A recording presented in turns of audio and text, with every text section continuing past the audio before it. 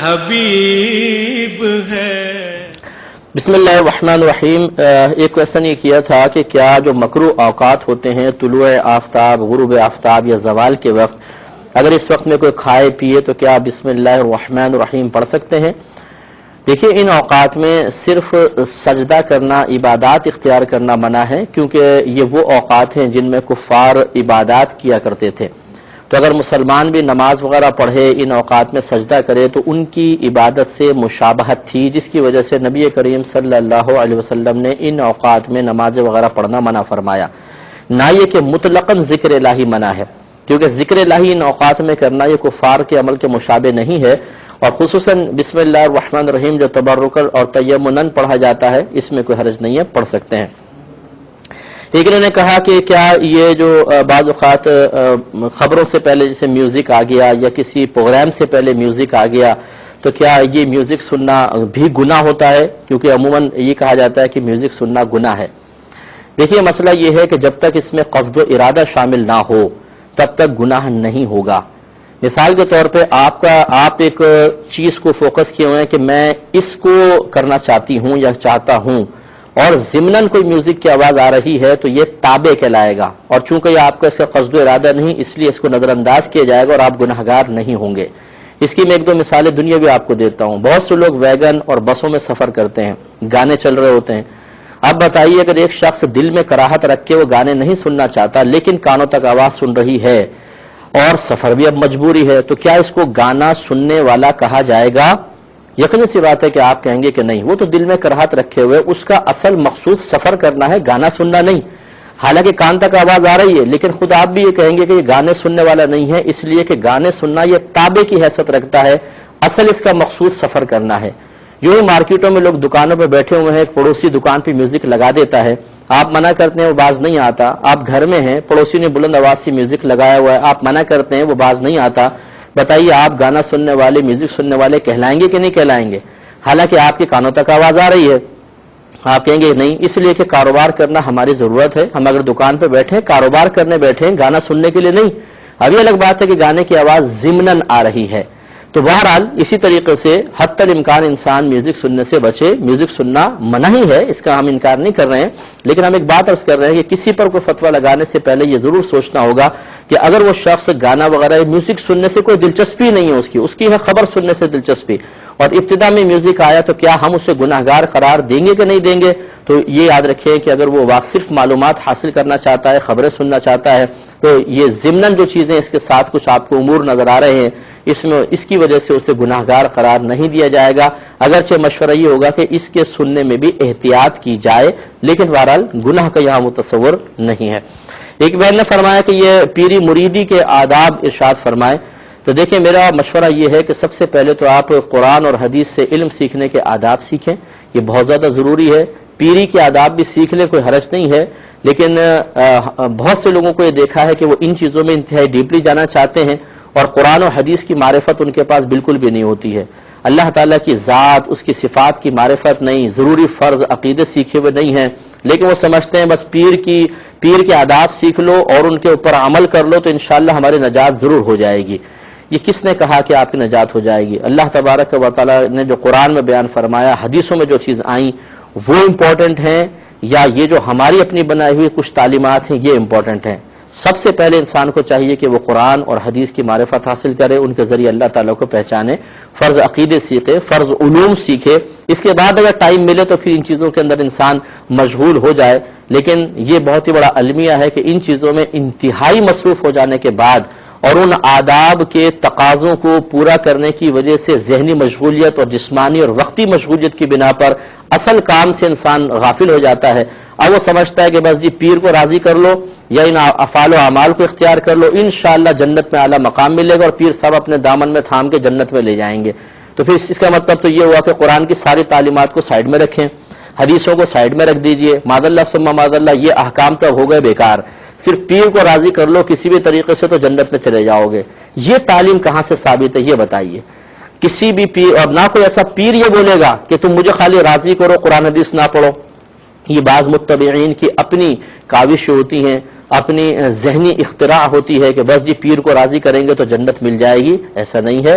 پہلے آپ قرآن پڑھیے. ایسے شخص سے آپ پوچھیے کہ آپ نے پورا قرآن ترجمہ اور تفسیر کے ساتھ پڑھا ہوا ہے اور کتنی دفعہ پڑھا ہوا ہے. قرآن عظیم کے مضامین تو بار بار نگاہوں سے گزرنا ضروری ہے، بار بار بار بار، تاکہ ایک دفعہ پڑھیں گے، دو دفعہ پڑھیں گے، تین دفعہ پڑھیں گے تو راسخ فی ذہن بھی ہوں گے اور ان کی مکمل برکات حاصل ہوں گی. زندگی میں ایک دفعہ کی گئی نصیحت اگر والدین نے کی ہو، یاد رہتی ہے، 2 دن بعد ہی بھول جاتی ہے. بار بار نصیحت کرنی پڑتی ہے بچوں کو، بار بار سمجھانا پڑتا ہے تو بچوں کے ذہن میں ایک بات بیٹھتی ہے. پھر پریکٹیکل کروانا پڑتا ہے، تب کہیں جا کے بچے ایک چیز کے عادی ہو جاتے ہیں. تو قرآن و حدیث کے مضامین ایک دفعہ پڑھنے سے ہمیشہ کے لیے ذہن میں آ جائیں گے؟ کیا ان کو بار بار پڑھانے کی ضرورت نہیں ہے؟ کیا ان کو بار بار اپنے اوپر نافذ کرنے کی حاجت نہیں ہے؟ بالکل ہے. تو اس لیے اعتدال پسندی بہت ضروری ہے. اس تمام تر تمہید کے بعد پھر میں آپ کی خدمت میں عرض کرتا ہوں کہ یاد رکھیں کہ پیر کے تقریباً وہی آداب ہوتے ہیں جو نبی کریم صلی اللہ علیہ وسلم کی صحبت کے آداب بیان کیے گئے. یعنی صحابہ کرام علیہم رضوان نبی کریم صلی اللہ علیہ وسلم کی جگہ پر نہیں بیٹھتے تھے، آپ کو پیٹ کرنے سے حتی الامکان بچتے تھے، آپ کے سامنے خاموشی سے سنتے تھے، سنتے زیادہ تھے، بولتے بہت کم تھے، آپ کے سامنے ہنسی مذاق نہیں کرتے تھے، سنجیدگی اختیار کرتے تھے، آپ کا ادب کرتے تھے، احترام کرتے تھے، آپ جو حکم ارشاد فرماتے اس کی اتباع اور اطاعت کرتے تھے. یہاں پر بھی ایک بات عرض کروں گا کہ محبت کے دعوے تو بہت زیادہ ہوتے ہیں، لیکن جب وہی پیر کو حکم دیتا ہے وہ حکم پورا نہیں کرتا. مرید حکم کے معاملے میں اپنا ذہن لڑاتا ہے کہ نہیں جی پیر صاحب کا یہ حکم ہم نہیں پورے کر سکتے، لیکن محبت میں اپنے آپ کو بہت آگے ثابت کرنے کے لیے بعض ایسی چیزوں پہ عمل بہت سختی کے ساتھ کر کے دکھائے گا جن پر عمل کرنے کی اتنی زیادہ ضرورت بھی نہیں ہے. تو یہ بھی ایک عجیب المیہ ہے کہ ہم نے اپنے کچھ میزان، اپنے ترازو، اپنے معیار، اپنے اسٹینڈرڈ بنا لیے ہیں کہ پیر صاحب کا یہ کہنا ماننا اور یہ کہنا نہیں ماننا ہے، پھر بھی میں عاشق مرشد بھی ہو گیا ہوں اور فنا فی المرشد کا مقام بھی حاصل ہو گیا ہے. اور یہ اچھی طرح یاد رکھیں، آخری بات عرض کرتے ہیں کہ فنا ایک مقام ہے فنا فی المرشد کا، پھر فنا فی الرسول کا، پھر فنا فی اللہ کا مقام ہے. اگر ایک شخص ساری زندگی فنا فی المرشد میں ہی زندگی گزار دے تو اس نے اصل مقصود تو چھوڑ دیا کہ مرشد کا دامن تھامنے کا مقصود تھا فنا فی الرسول ہونا، اور فنا فی الرسول ہونے کے بعد فنا فی اللہ کی منازل کو طے کرنا. وہ کب طے ہوں گی؟ زندگی کے کون سے حصے میں جا کر طے ہوں گی؟ ہماری بس تمام تر کوشش یہیں پر آ کے رک جاتی ہے. فنا فی المرشد بھی نہیں ہو پاتے، ساری زندگی یہیں گھومتے گھومتے گھومتے گھومتے ختم. تو فنا فی اللہ اور فنا فی الرسول کی منزل کیسے طے ہوگی؟ بلکہ حقیقتاً اگر ایسے اشخاص سے فنا فی الرسول اور فنا فی اللہ کے حقیقی معنی معلوم کر لیے جائیں تو شاید بیچارے وہ بھی نہیں بتا سکیں گے. اگر پتہ ہوتے تو کم از کم کبھی تو ندامت ہوتی کہ ان عظیم چیزوں کو حاصل کرنے کے لیے میں کتنی عملی کوشش کر رہا ہوں. تو امید ہے کہ اگر کوئی ان باتوں کو غور سے سنے گا، سمجھے گا تو کچھ نہ کچھ اس کو ہدایت ضرور حاصل ہوگی. ایک بہن نے فرمایا کہ کیا اگر کوئی خاتون غسل جنابت فرما رہی ہوں تو جو کان کے سوراخ ہوتے ہیں ان کے، کیا ان کو ملنا ضروری ہے، اس میں پانی ڈالنا ضروری ہے یا صرف اوپر سے پانی بہہ جائے تو کافی ہے؟ دیکھیے مسئلہ یہ ہے کہ اگر سوراخ بہت زیادہ بند نہ ہوں، کھلے ہوں تو پھر تھوڑا سا پانی اس میں ڈالنے کی، اس طرح یعنی ملنے کی ضرورت ہو سکتی ہے، لیکن اگر سوراخ تنگ ہیں تو بس اوپر سے پانی بہا لینا ہی کافی ہے. جائے اعتکاف سے کیا مراد؟ انہوں نے کہا جائے اعتکاف اگر خواتین کے حساب سے آپ پوچھ رہی ہیں تو ہوتا یہ ہے کہ عورتوں کو اپنے گھر میں اعتکاف کرنا چاہیے اور اس کے لیے پہلے انہیں ایک نماز کے لیے جگہ مخصوص کرنی ہوگی. چاہے پہلے نہ ہو، اب ارادہ کرنے کی اتنی جگہ ہماری نماز کے لیے مخصوص ہے، یہ جائے نماز یا اس کو مسجد بیت بھی کہتے ہیں، گھر کی مسجد، اور یہی پھر جائے اعتکاف کہلائے گی. جا مانے جگہ، اعتکاف کی جگہ، اسی میں پھر عورتیں اعتکاف کریں گی. اور مردوں کے لیے جائے اعتکاف مسجد ہوتی ہے کہ وہ مسجدوں میں جا کر اعتکاف کرتے ہیں. بہن نے فرمایا کہ شیطان معلم الملکوت تھا، یعنی فرشتوں کا استاد تھا، تو کیا راندہ درگاہ ہو جانے کے بعد اب بھی اس کے پاس علوم باقی ہیں؟ تو جی ہاں، بالکل سلب علوم کی کوئی ایسی روایت نہیں نظر آتی ہے، بلکہ اس کے علوم کی بڑی وسعت ہے. اس لیے کہ اگر یہ ایک منطقی کو کوئی وسوسہ ڈالنا چاہے گا تو منطق کی اصطلاحات کے ساتھ ڈالے گا، اگر یہ کسی فقیہ کو گمراہ کرنا چاہے گا تو فقہ کی اصطلاحات استعمال کرے گا، فزکس کیمسٹری والے کے دل میں کوئی فاسد ارادہ ڈالنا چاہے گا تو فزکس اور کیمسٹری کے ایکویشنز کے ساتھ اس کو گمراہ کرنے کی کوشش کرے گا. اس کا علم بہت وسیع ہے، لیکن یہ بالاتفاق ہے کہ ہمارے نبی کریم صلی اللہ علیہ وسلم کا علم شیطان سے بھی زیادہ کرے گا. اس کا علم بہت وسیع ہے، لیکن یہ بالاتفاق ہے کہ ہمارے نبی کریم صلی اللہ علیہ وسلم کا علم شیطان سے بھی زیادہ ہے. تو سرکار کی علم کی کیا کیفیت ہوگی؟ ایک مختصر سا مزید بریک لیں گے، ہمیں یقین ہے آپ ہمارے ساتھ ہی رہیں گے. میرے ورد لب ہے نبی نبی، دل مقام حبیب नसीब है। बिस्मिल्लाहिर्रहमानिर्रहीम। एक मजीद कॉल ये की गई थी कि क्या अगर लड़का और लड़की निकाह करना चाहते हैं तो इसके लिए गवाहों की ज़रूरत है, ये ज़रूरी है? तो जी हाँ, बगैर गवाहों के निकाह फासिद होता है, तो गवाहों की ज़रूरत है। बिल्कुल दो गवाह जो आकिल हों, बालिग हों। अगर मुसलमानों का ये निकाह है तो दो आकिल बालिग मुसलमान मर्द चाहिए, और या फिर एक मर्द और दो औरतें कम अज कम हों, तो ये निकाह सही होगा, वरना निकाह फासिद होगा। एक इन्होंने कहा था, भाई ने इंडिया से कॉल करते हुए कहा कि इनको कुछ ही सूरतें याद हैं और मजीद ये याद नहीं कर सके थे। पहले नमाजें नहीं पढ़ते थे, अब माशाल्लाह नमाजें शुरू की हैं, तो क्या इन मुख्तसर सूरतों के साथ ही ये नमाज पढ़ते रहे, हो जाएंगी? तो जी हाँ, बिल्कुल इसमें शरन कोई हरज नहीं है। अगर आपको सिर्फ दो ही सूरतें याद हों, एक को पहले पढ़ें, दूसरी को दूसरी रकत में पढ़ें, और सारी आपकी नमाज इन्हीं दो सूरतों से हो जाएगी इंशाअल्लाह, इसमें कोई प्रॉब्लम नहीं। हाँ, आप मजीद याद करना चाहें तो बहुत अच्छी बात है, वरना दो अगर सूरतें भी आपको याद हैं, तरतीब से पहले वाली को पहली रकत में पढ़ें, दूसरी वाली को दूसरी रकत में, फिर जब तीसरी में पहुंचे फिर पहली वाली को तीसरी में और दूसरी वाली को चौथी रकत में पढ़ लें, इंशाअल्लाह आपकी नमाजें मुकम्मल होंगी। इन्होंने फरमाया कि मैं गाड़ी चलाता हूँ, ड्राइवरों शैतान बहुत शरारत करता है, यानी बहकाता होगा, छोड़ो अभी क्या नमाज पढ़े तो गाड़ी चलाओ और ये वो। तो देखिए, बहरहाल हिम्मत करनी है, गाड़ियां चलती रहेंगी, रोडें आबाद रहेंगी, दुकानों पे रश ऐसी रहेगा, आप और मैं दुनिया से चले जाएंगे, सारे काम चलते रहेंगे। इसलिए इन कामों को अब आर्जी तौर पर रोकने से वो काम रुक नहीं जाते हैं, और हमारे नमाज से रुक जाने की बिना पर ऐसा नहीं है कि इन कामों में मतलब कोई बरकत पैदा हो जाएगी, बल्कि और बेबरकती पैदा होगी। थोड़ी सी हिम्मत की जरूरत है, हिम्मत कीजिए।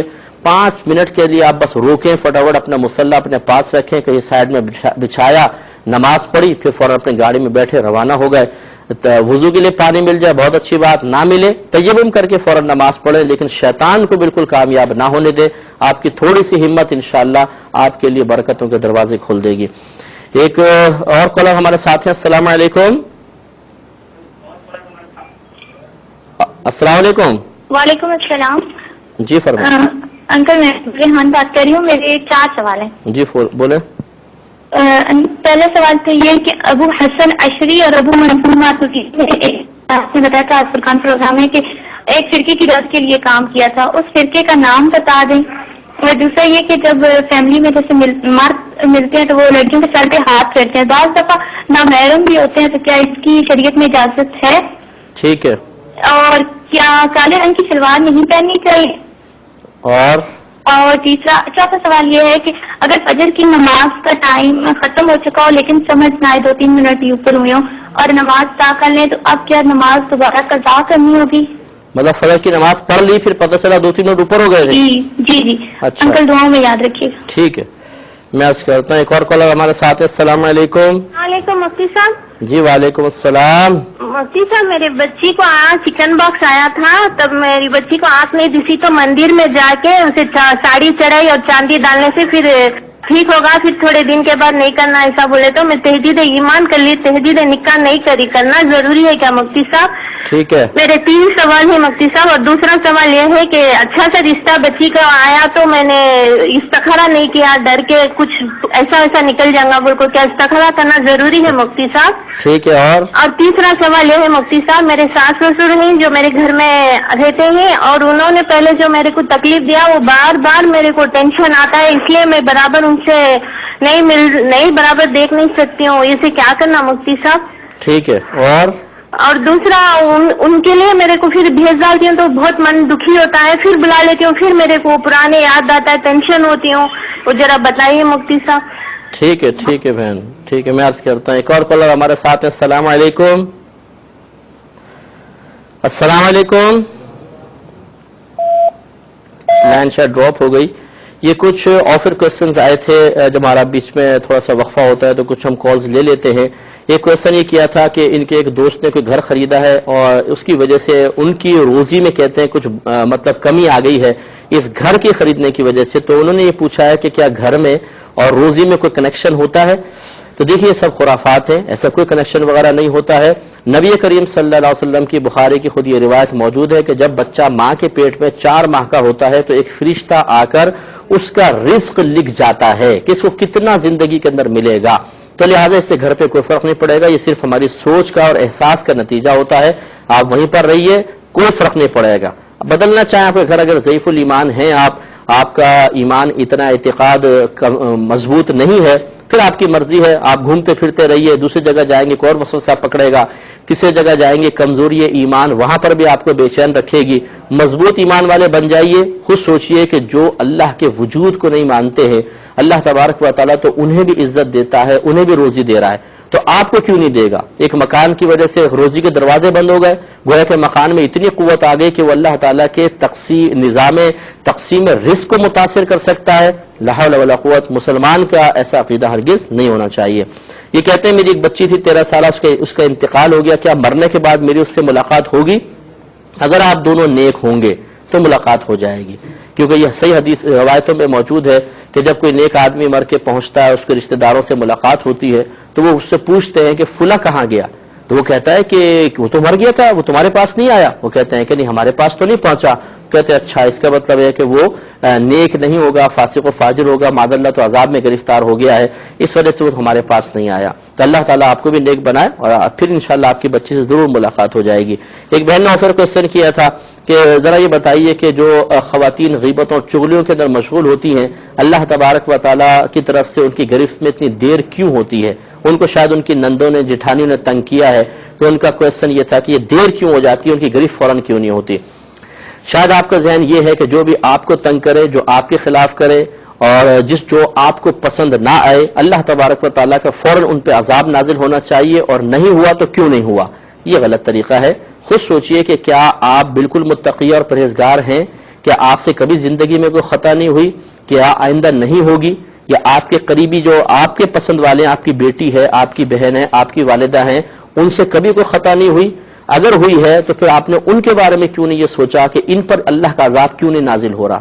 اس وقت تو آپ یہ دعا کریں گے اللہ تعالیٰ ان کو معاف کر دے، ان کے عذاب کو ٹال دے، تو دوسرے مسلمان کے لیے توقع کیوں کہ اللہ تعالیٰ کیوں گرفت میں دیر فرما رہا ہے؟ تو بس جواب یہی ہے کہ جس طریقے سے آپ سے اللہ تعالیٰ درگزر کر رہا ہے، آپ کی والدہ سے، آپ کی بہنوں سے، آپ کے بھائی سے، آپ کے والد سے کر رہا ہے، اسی طریقے سے وہ بھی اللہ تبارک و تعالیٰ کے بندے ہیں۔ اللہ تعالیٰ جسے چاہتا ہے فوری گرفت فرماتا ہے، جس کو چاہتا ہے اس کو توبہ کا موقع دینے کے لیے ڈھیل دیتا ہے۔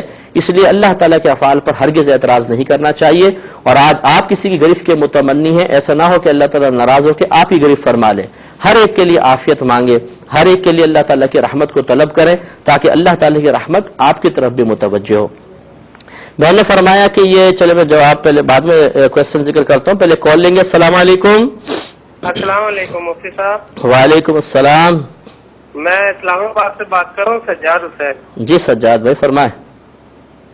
ہم نے کچھ پیسے جمع کرائے ہیں بینک میں فکس مدت پر، جیسے 10 سال کے لیے۔ ٹھیک ہے، ٹھیک ہے، ان میں جو بچت آئے گی یہ ہمارے لیے جائز ہے یا نہیں؟ وہیں ٹھیک ہے، وہ زکوٰۃ وغیرہ بھی کاٹ لیتے ہیں۔ ٹھیک ہے میں بتاتا ہوں۔ ایک اور کالر ہمارے ساتھ ہے۔ السلام علیکم۔ السلام علیکم۔ میں عرض کرتا ہوں، یہ بہن نے فرمایا تھا کہ ابو الحسن اشعری اور ابو منصور ماتوریدی رحمۃ اللہ علیہ جو عقائد کے باب میں ہمارے امام کہلاتے ہیں، اور انہوں نے بہت تمام اسلامی عقائد کو دلائل کے ساتھ بیان کیا، اور مذہب اسلام کے وہ عقائد جو صراحتاً قرآن و حدیث سے ثابت نہیں تھے، زیادہ تر عقل سلیم سے ثابت ہوتے تھے، ان کی اچھی تشریح و توضیح فرمائی۔ تو انہوں نے پوچھا کہ کس فرقے کے یہ خلاف تھے؟ تو اس زمانے میں معروف جو فرقہ تھا معتزلہ کہلاتا تھا، معتزلہ فرقہ۔ تو اس وجہ سے اس فرقے کے خلاف انہوں نے کافی کام کیا اور ان کے عقائد باطلہ کا رد کیا تھا۔ یہ کہتی ہیں بچی نے دریافت کیا کہ بعض اوقات گھر کے نامحرم مرد ہوتے ہیں خاندان کے، وہ آتے ہیں تو بچیوں کے سر پہ ہاتھ پھیرتے ہیں، تو کیا اس طرح نامحرم کا ہاتھ پھیرنا درست ہے؟ دیکھیے، چونکہ ایک رسم و رواج ہمارے گھروں میں رائج ہے اور اس کو منع کرنے کی بنا پر بہت فتنہ و فساد کا اندیشہ ہے، تو اس لیے بہتر یہ ہے کہ ان کو منع نہ کیا جائے، لیکن بچی اس طرح کریں کہ پہلے سر پہ ذرا سی موٹی چادر رکھیں، کیونکہ حائل کے ساتھ اگر کوئی نامحرم بھی ہاتھ پھیرے گا تو انشاءاللہ وہ گرفت کا پہلو نہیں نکلے گا جو ایک برہنہ سر کے اوپر یا ڈائریکٹ بالوں پر ہاتھ پھیرنے سے ہوتا ہے۔ مختصر سے بریک پہ جائیں گے، ہمیں یقین ہے آپ ہمارا انتظار فرمائیں گے۔ میرے ورد لب ہے نبی نبی، میرا دل نبی، میرا دل مقام حبیب ہے۔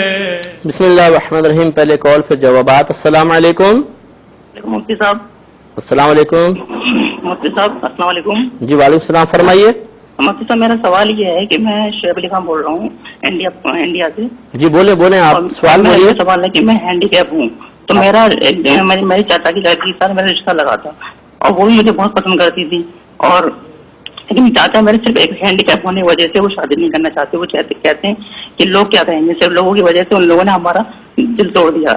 اب انہوں نے ان کی شادی کہیں دوسری جگہ لگا دی ہے. اب ہم بھی لوگ ہٹ گئے پیچھے, بہت سمجھایا انہوں نے, ہر طریقے سمجھا لیا لیکن وہ نہیں مانے. اب میرا مسئلہ یہ ہے کہ شرعی طور پر کیا ہوگا ان کا, مطلب یا ہمارے ساتھ کیا ہم غلط کر رہے تھے یا اب وہ غلط کر رہے ہیں, بس میرا کوشچن یہی ہے. ٹھیک ہے, میں عرض کرتا ہوں, بالکل عرض کرتا ہوں. بہن نے کوشچن کیا تھا کہ کیا کالی شلوار پہننا یہ شرعاً جائز ہے یا ناجائز. پہلے کال لیتے ہیں پھر انشاءاللہ جواب دیں گے. السلام علیکم. السلام علیکم. السلام علیکم. جی بھائی وعلیکم السلام. صاحب میرا آپ سے سوال ہے کہ انشورنس کو آنا جائز ہے؟ بس ٹھیک ہے, میں جواب دیتا ہوں انشاءاللہ. آپ دیکھیے گا, کالی شلوار کے بارے میں کوشچن کیا تو کالی شلوار بلا کراہت پہننا جائز ہے, اس میں شرعاً کوئی حرج نہیں ہے. اور اگر آپ کے ذہن میں بالفرض یہ وسوسہ ہو کہ جی کعبۃ اللہ کا غلاف بھی کالا ہے تو پھر کالی رنگ کی شلوار پہننا شاید اس مناسبت کی وجہ سے, رنگ کی مناسبت کی وجہ سے مناسب نہیں ہے, تو یہ آپ کا غلط خیال ہے. بہنیں کالا برقع بھی تو پہنتی ہیں, وہ بیٹھنے میں دبتا بھی ہے, زمین پہ گھسٹتا بھی ہے. پھر آپ کے بال بھی تو کالے ہیں, جب آپ زمین پہ لیٹتے ہیں بچے بھی بعض اوقات بالوں پہ چڑھ جاتے ہیں, تو کیا بال بھی پورے اتروا دیے جائیں اور کالا برقع پہننا بھی چھوڑ دیا جائے؟ ایسا تو نہیں ہے.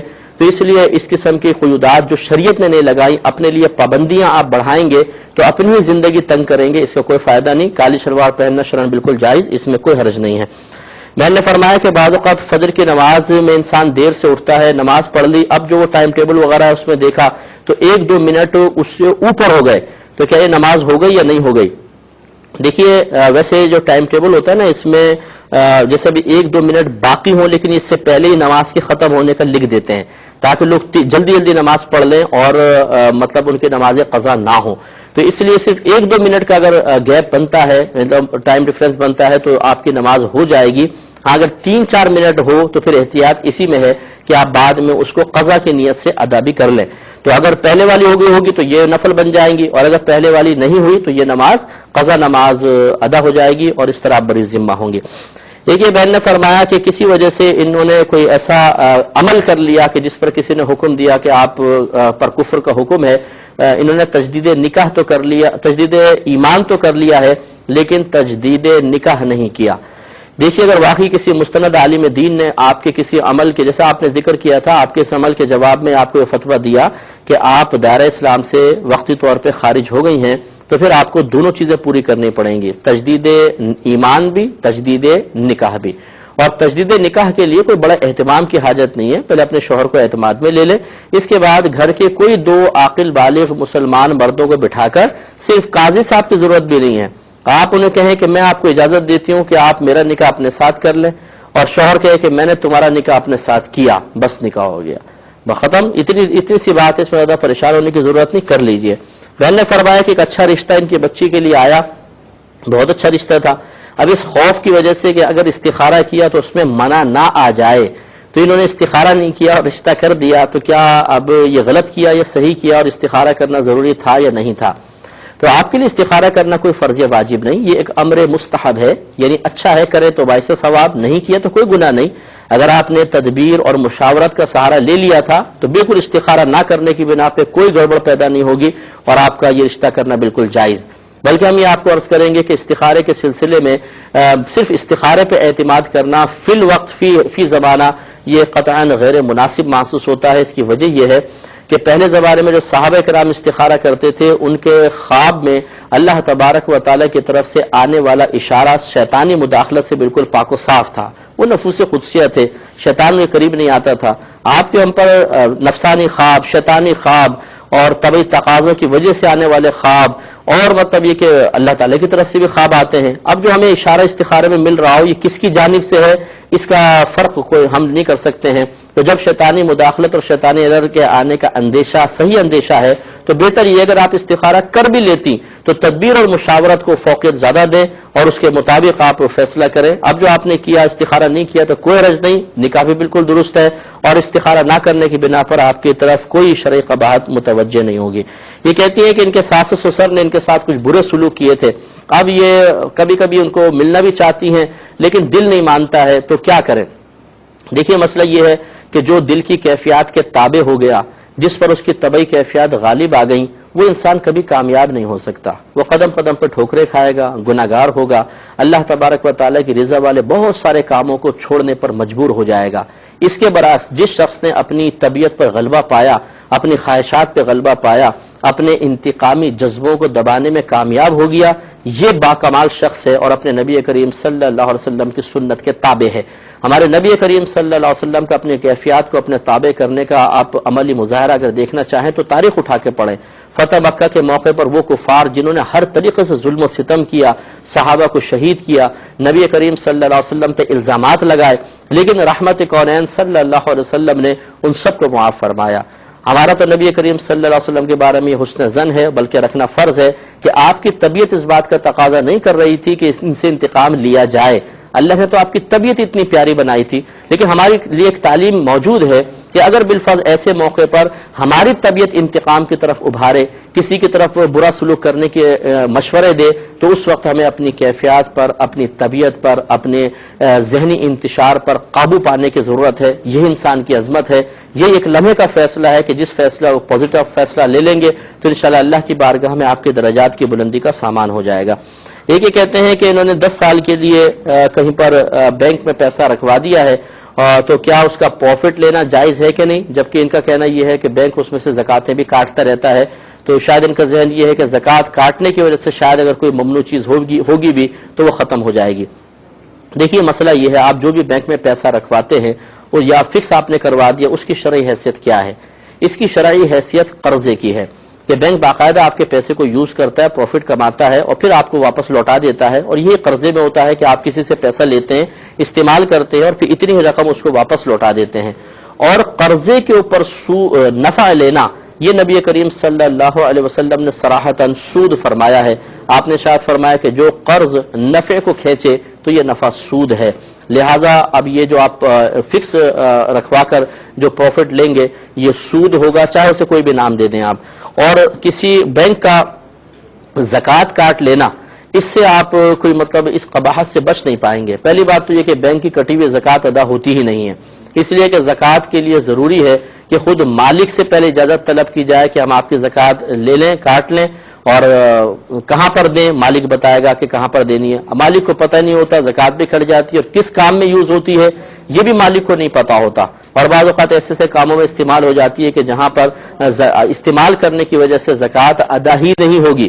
تو اس لیے بینک کی کٹی ہوئی زکوٰۃ پہ بھروسہ کرتے ہوئے یہ سوچنا کہ شاید اگر اس میں کوئی شرعی قباحت تھی بھی تو وہ زکوٰۃ کٹوانے کی وجہ سے وہ قباحت ختم ہو جائے گی, یہ آپ کے شاید ایک خیال ہے. تو لہٰذا بہتر یہ ہے کہ آپ اس کو ختم کر دیں معاہدے کو, چاہے اس میں نقصان کیوں نہ ہو.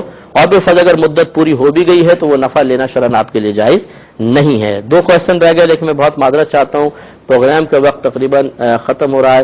تو انشاءاللہ پھر ملاقات ہوگی. اس وقت تک کے لیے اپنے میزبان کو, ہماری کیو ٹی وی کی پوری ٹیم کو اور دیگر اسٹاف کو اجازت مرحمت فرمائیں. آپ ہمارے لیے دعا کیجئے, ہم آپ کے لیے دعا گو ہیں کہ اللہ تبارک و تعالیٰ آپ کو صحیح طریقے سے علم سیکھنے اور ذہن میں محفوظ رکھنے کی توفیق عطا فرمائے. آمین. وآخر دعوانا ان الحمد